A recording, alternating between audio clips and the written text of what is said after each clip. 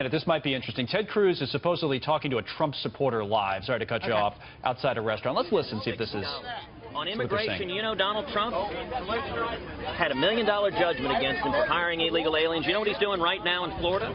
He brings in hundreds of foreign workers instead of hiring Americans. Sir, with all respect, Donald Trump is deceiving you.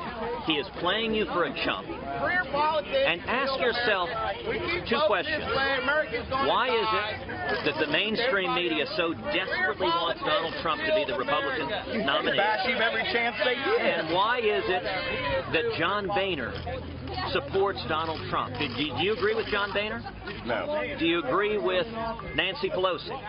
The thing is, I don't agree with everybody, but I believe in Trump. He's the only one that's going to put us where we need to be. What are you going to do about our Second Amendment?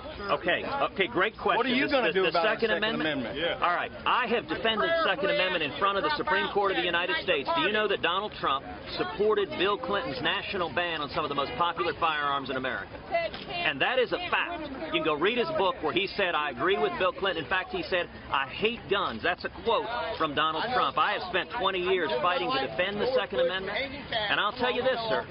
If Donald Trump ever becomes president, he has said on the Supreme Court he's going to cut a deal with Chuck Schumer. He said that in 2 debates ago, which means he's going to put a liberal on the Supreme Court who's going to take away your Second Amendment right. There is a reason why Gun Owners of America has endorsed me in this campaign, because I've defended the Second Amendment my whole life, while Donald Trump is a New York liberal who will take away your Second Amendment rights. This man is lying to you, and he's taking advantage of you. And I would encourage you, sir, look, I appreciate your being out here speaking.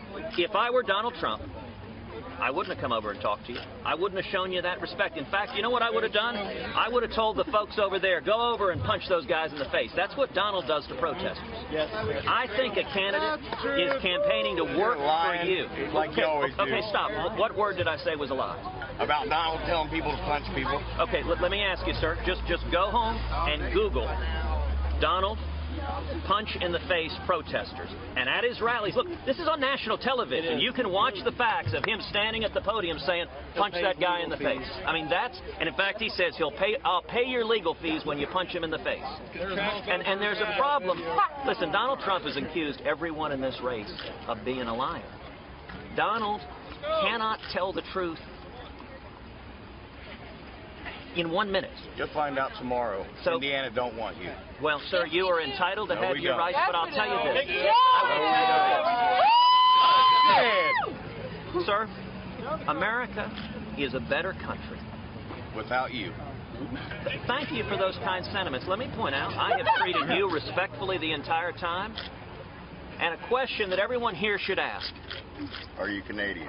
Do you want your kids? Are you Canadian? Do you want your kids repeating the words of Donald Trump? Would you be proud if your kids came home cursing and yelling and insulting? And let me give you an example of Donald's problems with the truth.